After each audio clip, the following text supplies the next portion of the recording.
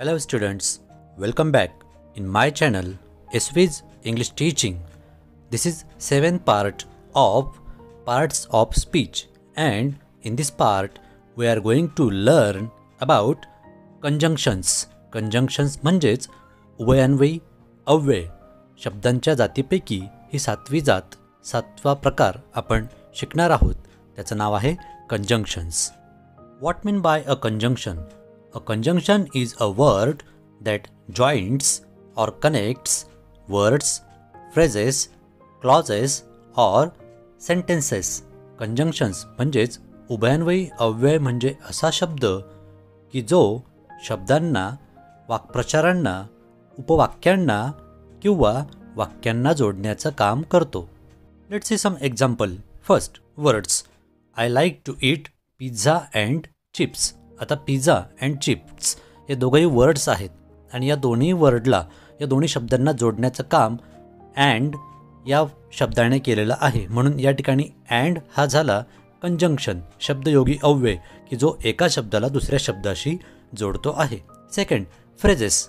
आता वाक्प्रचाराला वाक्प्रचाराशी कसं जोडता ते पाहू. We are either going to the restaurant or to the cinema.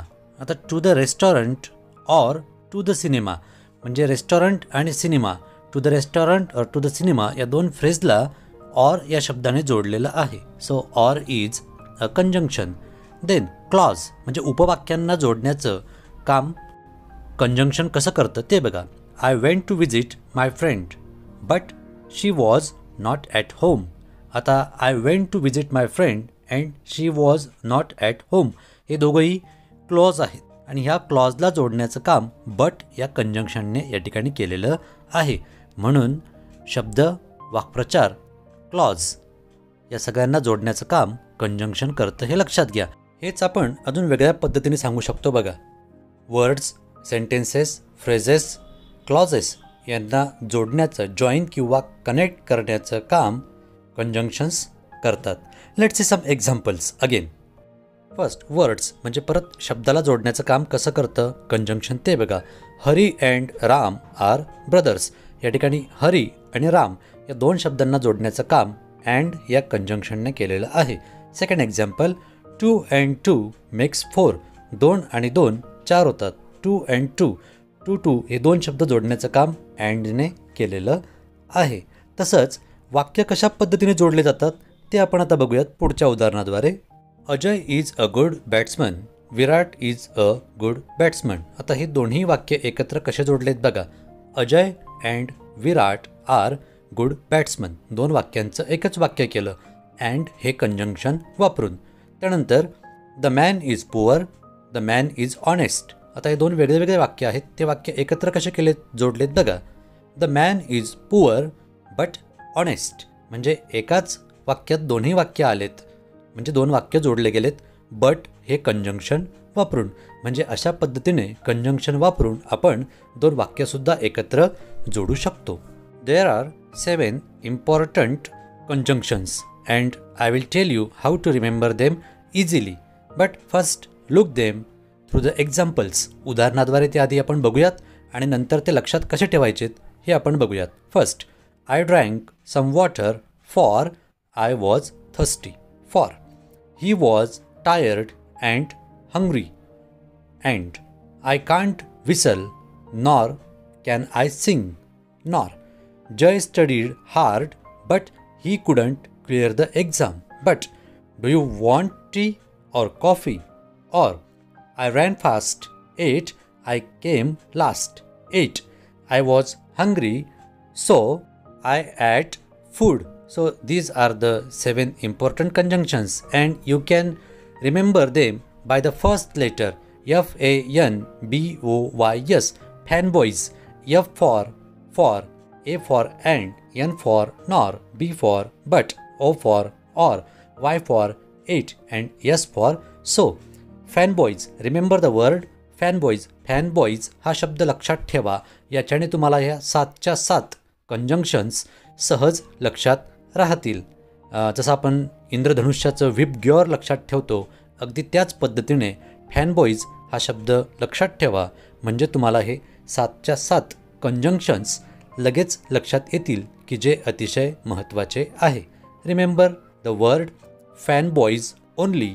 You can remember all the conjunctions, all the 7 and 7 conjunctions. Students, there are 4 types of conjunctions. First, coordinating conjunction म्हणजेच समन्वय साधणारे conjunction. Second, subordinating conjunctions म्हणजेच दुय्यम conjunctions. Third, correlative conjunctions म्हणजे संबंधसूचक conjunctions. And last one, conjunctive conjunctions or conjunctive adverbs म्हणजेच संयोगाने तयार झालेले कंजंक्शन्स. अशा प्रकारे हे 4 प्रकार या ठिकाणी आपण आता बघूयात एक एक करून. First of all comes coordinating conjunctions म्हणजेच समन्वय साधणारे उभयान्वयी अव्यय. चला तर बघूयात नेमकं कोणाला म्हणायचं कोऑर्डिनेटिंग कंजंक्शन्स, त्याची उदाहरणं कोणती कोणती. Coordinating conjunctions join words, phrases और क्लॉज ऑफ इक्वल इम्पॉर्टंट म्हणजे सारख्याच महत्त्वाचे किंवा सारखेच असणारे शब्द जोडण्याचं, शब्द वाक्प्रचार किंवा उपवाक्य जोडण्याचं काम कोऑर्डिनेटिंग कंजंक्शन्स करतात. हे वापरायचे काही नियम पण आहेत. त्यातला पहिला नियम बघा काय आहे. Joining 2 words or phrases no comma. Comma न देता 2 वर्ड जोडले जातात. For example, she likes to eat burgers and fries. Burgers and fries हे जोडण्यासाठी अँड वापरला आहे इथं. Then second, joining atoms in a sentence comma required. आता कॉमाचा वापर करून म्हणजे 2पेक्षा जर जास्त एकसारखे वस्तू असतील तर ते जोडण्यासाठी कॉमाचा वापर करावा लागतो. For example, he bought apples, bananas, orange and cherries from the store. आता इथं जास्त आहेत, 2पेक्षा जास्त आहेत म्हणून शेवटच्या अक्षराच्या आधीच अँड वापरायचा असतो. परंतु त्याच्या आधी येणाऱ्या अनेक वस्तूंच्या आधी किंवा अनेक शब्दांच्या आधी कॉमा वापरला जातो, हे लक्षात घ्या. आणि शेवटच्या शब्दाच्या आधी फक्त अँड वापरायचा असतो. Then third, joining 2 independent clauses म्हणजे 2 स्वतंत्र उपवाक्य जोडण्याचं कामसुद्धा कोऑर्डिनेटिंग कंजंक्शन करतं. For example, I don't like to eat pizza. आता हे एक वाक्य आहे आणि I love to eat pasta हे दुसरं वाक्य आहे. परंतु या दोघांना जोडलं आहे बटने आणि वाक्य झालेलं आहे I don't like to eat pizza but I love to eat pasta. म्हणजे मला पिझ्झा आवडत नाही पण पास्ता आवडतो. हे एकच वाक्य तयार झालं 2 वेगळे वेगळे वाक्य एकत्र जोडून. म्हणजे अशा पद्धतीने कोऑर्डिनेटिंग कंजंक्शन्स काम करतात. Then subordinating conjunctions. Subordinating conjunctions are those who join a dependent and an independent clause together. म्हणजेच एक डिपेंडंट स्वतंत्र आणि इंडिपेंडंट क्लॉजला जोडण्याचं काम सबऑर्डिनेटिंग कंजंक्शन्स करतात. याचे आपण 2 एक्झाम्पल्स बघणार आहोत की ज्याच्यामध्ये सबऑर्डिनेटिंग कंजंक्शन कशा प्रकारे काम करतं. त्यातलं पहिलं, आधी कंजंक्शन येतं, त्याच्यानंतर डिपेंडंट क्लॉज येतो, डिपेंडंट क्लॉजनंतर कॉमा दिला जातो आणि मग इंडिपेंडंट क्लॉज लिहून फुलस्टॉप दिला जातो. असं हे पहिलं सिंटॅक्स. आणि त्याचं एक्झाम्पल बघा.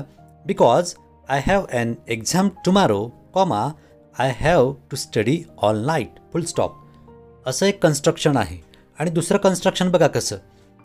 इंडिपेंडंट क्लॉज आधी लिहिला जातो, त्याच्यानंतर कंजंक्शन जोडलं जातं आणि मग डिपेंडंट क्लॉज लिहून फुलस्टॉप दिला जातो. याच्यामध्ये कुठेही कॉमा येत नाही. पहिल्या वाक्यात इंडिपेंडंट क्लॉजनंतर कॉमा आलेला आहे पण यात कुठेही कॉमा येत नाही. अँड एक्झाम्पल तेच एक्झाम्पल इथं कसं होतं बघा. I have to study all night because I have an exam tomorrow. आणि ही दोन्ही वाक्यांमधला एक डिपेंडंट क्लॉज आणि एक इंडिपेंडंट क्लॉज या ठिकाणी जोडलेले आहेत आणि ते पण कंजंक्शन बिकॉज वापरून. अजूनही काही कंजंक्शन्स आहेत राईट साईडला दिलेले. Because, before, although, it, if, when, wherever, even though, till. अजूनही काही आहेत. So you can study them on your own. We will see the next type of conjunctions and that is correlative conjunctions. Correlative conjunctions are used in pairs to join parts of a sentence of equal important. आता हे जे काही conjunctions आहेत याचा वापर जोडीजोडीने केला जातो. वाक्यातील काही भाग जोडण्यासाठी या कंजंक्शनचा वापर जोडीजोडीने केला जातो. खालील एक्झाम्पल्स बघून तुम्हाला सहज लक्षात येईल. First, he was singing as loud as he could.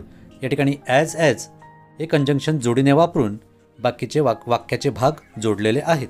Second, she was so sad that she cried.